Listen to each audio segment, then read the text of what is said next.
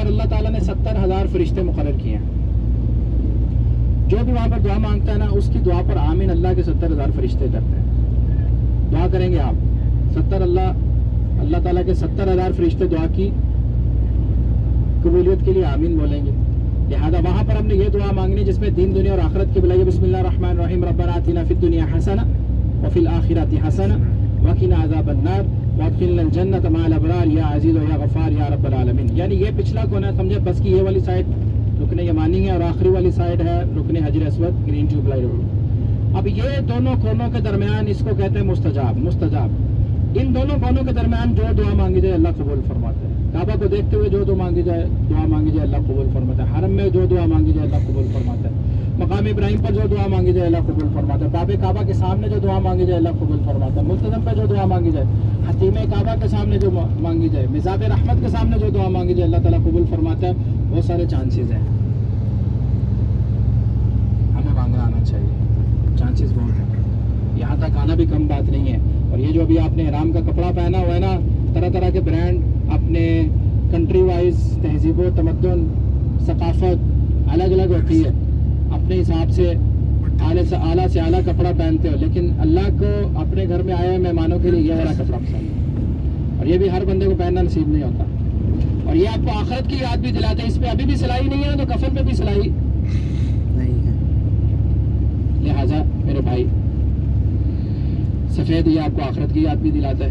اس پہ بھی آپ نے توجہ کرنی ہے اور ادب اور احترام کے ساتھ. اچھا, اب آپ نے کیا کیا, دوبارہ وہاں پہنچے, دوبارہ اپنے استلام کیا. حضرت گرین ٹیوب لائٹ کے سامنے جب بھی پہنچنا ہے استلام کرنا.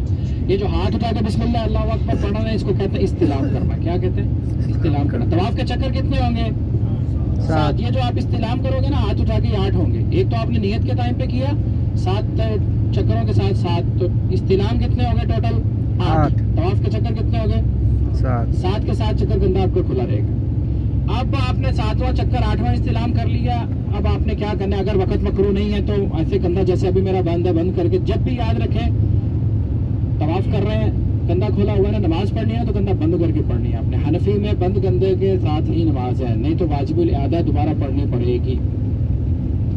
اب آپ نے مقام ابراہیم کے 2 رکعت نفل پڑھنے ہیں جو واجب الطواف ہے.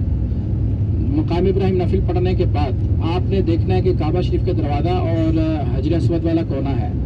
حجر اسود والے کونے اور کعبہ کے دروازے کے درمیان ایک چھوٹا ڈیوٹی کرتا ہے, وہ ملتزم کا مقام ہے. جس دیوار کے سامنے ایسے کھڑا ہوتا ہے نا, وہ اس کی ڈیوٹی یہ ہے کہ وہ جو حجر اسود کو بوسہ دینے کی لوگ کوشش کرتے ہیں تو وہ دھکا بہت زیادہ لگتا ہے, جو رش بھی ہوتا ہے, تو وہ ان کو عربی میں کہہ رہا ہوتا ہے بھائی ایک دوسرے کو تکلیف نہیں دو, دھکا نہیں لگاؤ, آرام سے آ جاؤ, ٹھیک ہے, ترتیب بنا لو. وہ جس دیوار کے ساتھ کھڑا ہوتا ہے نا وہ چھوٹتا, اس کو کہتے ہیں مقام ملتزم. مقام ملتزم پر رسول اللہ صلی اللہ علیہ وسلم نے دعا فرمائی اور فرمایا یہاں پر دعائیں قبول ہوتی ہیں. نفل پڑھنے کے بعد مقام ملتزم کی دعا ہے. مقام ملتزم کے بعد اگر ہمارا روزہ نہیں ہے, مثال کے طور پہ آپ رات کو عمرہ کرتے ہیں, ابھی جیسے ہمارا روزہ ہوگا تو زمزم نہیں پئیں گے, اس کو ہم نے اسکپ کر دینا عمرے کی ادائیگی میں. زمزم کے بعد کی دعا کو اسکپ کر دینا. سیدھا پھر ہم جائیں گے صفا مروہ کرنے کے لیے. آپ کو بورڈ نظر آئے گا, اس پہ عربی میں اردو میں لکھا ہوگا صفا کی طرف ٹو صفا, ٹھیک ہے. صفا مروہ کرنے کے لیے تقریباً 3 فلور ہیں, ground floor, first floor, second floor اور چوتھے فلور پہ انہوں نے الیکٹرک گاڑیاں چلائی ہوئی ہیں گولف ٹائپ, جو معذور افراد نہیں کر سکتے, چل نہیں سکتے, تو وہ اوپر جا کے اس پہ بیٹھ کے طواف اور صفا مروہ راؤنڈ بھی کر سکتے ہیں. لہذا ہماری کوشش ہوگی کہ ہمیں وہ اوریجنل پلیس گراؤنڈ فلور جہاں سے صفا کی پہاڑی بھی نظر آ سکے گی, آپ کو مروہ کی بھی نظر آ سکے گی, وہاں سے کریں. تو جب آپ صفا کی پہاڑی پر پہنچیں گے آپ کو اسٹارٹ صفا کا بورڈ بھی نظر آئے گا کہ یہاں سے شروع کرنا ہے. وہاں پر آپ پہنچیں تو نیت کر لیں, اے اللہ میں تیری رضا کے لیے صفا مروہ کے 7 چکر لگانے کی نیت کرتا ہوں. اے اللہ اسے میری طرف سے قبول فرما, اسے میرے لیے آسان فرما. عربی میں اللہم انا ارید السعی بین الصفا والمروہ 7 اشواط للہ تعالی اللہم فیسرہ لی وتقبلہ منی. اس کے بعد دعا مانگیں گے کعبہ شریف کو دیکھتے ہوئے. پہلا چکر آپ کا حاجی صاحبان شروع ہوگا صفا سے مروہ. صفا سے مروہ جائیں گے تو پہلا چکر, اور چھت پہ آپ کو ایک ایریا نظر آئے گا کہ چھت پہ گرین ٹیوب لائٹ لگ, وہاں پر صرف مرد حضرات بھاگیں گے. اور دوران صفا مروہ آپ چوتھا کلمہ پڑھ سکتے ہو, لا الہ الا اللہ وحدہ لا شریک لہ لہ الملک و لہ الحمد یحیی و یمیت وهو حي لا يموت ابدا ابدا ذو الجلال والاکرام بیدہ الخیر وهو على كل شيء قدیر. یا جس طرح طواف میں کوئی بھی دعا پڑھ سکتے تھے ابھی بھی یہاں پر بھی کوئی بھی دعا پڑھ سکتے ہیں. جب آپ گرین ٹیوب لائٹ کے ایریا میں پہنچو گے تو تھوڑا نارمل بھاگنا ہے آپ نے, تیز نہیں نارمل بھاگنا ہے. لیڈیز وہ ایریا نارمل دعا مانگ کے آپ نے وہ ایریا کراس کرنا ہے. گرین ٹیوب لائٹ والے ایریا ختم ہو گئے پھر نارمل چلنا ہے مروہ تک. گراؤنڈ فلور سے کرو گے نا تو دونوں پہاڑیوں کی جہاں سے شروعات ہوتی ہے نا تو اونچائی شروع ہو جاتی ہے, چڑھائی. تو سمجھو آپ پہاڑی پہ آ گئے ہو.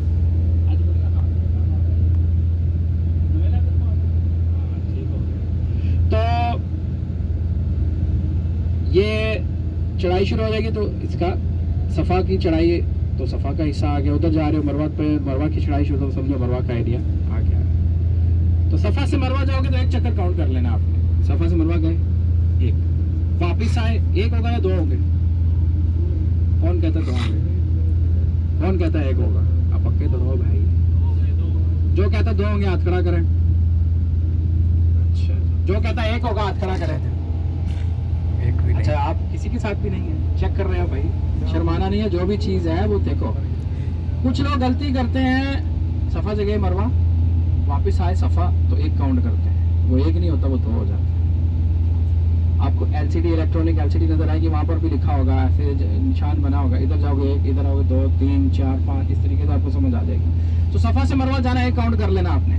وہاں سے مروہ کی پہاڑی سے جب دوسرے راستے سے واپس آنا ہے تو دو ہو جائیں گے. پھر صفا سے مروہ جاؤ گے تو تین, واپس آؤ گے تو پھر صفا سے مروہ جاؤ گے تو واپس آؤ گے تو 6, اور آخری چکر صرف آپ کا جانا جانا ہی ہوگا. یعنی یہ ذہن میں رکھنا ہے صفا کی پہاڑی سے شروع کرنا ہے تو 7واں مروہ پہ مکمل کرنا ہے. اگر آپ کا صفا سے شروع کر کے پہاڑی سے صفا پہ 7واں چکر مکمل ہو رہا ہے تو دیکھو کہیں غلطی ہو رہی ہے. ٹھیک ہے جی, صفا سے شروع کرنا ہے تو 7واں کدھر ہونا چاہیے؟ مروہ پہ, مروہ پہاڑی پہ.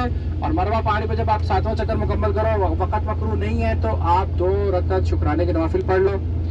مروہ گیٹ سے باہر نکلو, جیسے آپ کو میں نے بتایا سامنے WC نمبر 9 ہے, ابو جہل کا گھر ہوتا تھا جہاں پہ, اور اس کے سامنے آپ کا شیب عامر بس اسٹاپ ہے. بس پکڑو اپنے ہوٹل کی اور اپنے ہوٹل کے پاس اترو, کسی بھی سیلون سے کٹنگ کراؤ. کٹنگ میں ابھی آپ کا لاسٹ آپشن ہے. کٹنگ میں لیڈیز کے لیے ایک ہی آپشن ہے. لیڈیز اپنے جو چٹیاں بناتی ہیں بالکل لاسٹ سے 1 یا 1.5 انچ کے برابر انگلی کے کورے پہ ایسے بال گھما کے خود بھی کینچی سے کاٹ سکتی ہیں.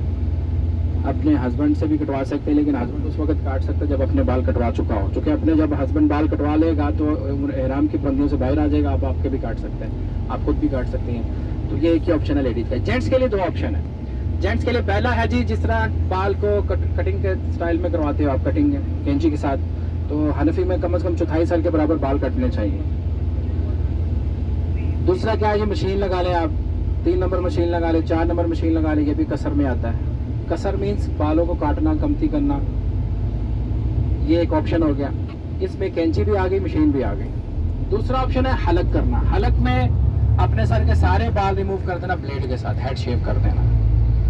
اب دونوں میں سے ایک آپشن. اب آپ پوچھیں گے ثواب زیادہ کس میں, تو ثواب تو حلق میں زیادہ ہے. بلیڈ کے ساتھ بال سارے منڈوا دینا, اس کو حلق کہتے ہیں. لیکن اگر آپ نے 6 دنوں میں ڈیلی عمرہ کرنا ہے تو پھر ہر دفعہ آپ کو بلیڈ ہی لگانا پڑے گا, کیونکہ عمرے کا رکن ہے.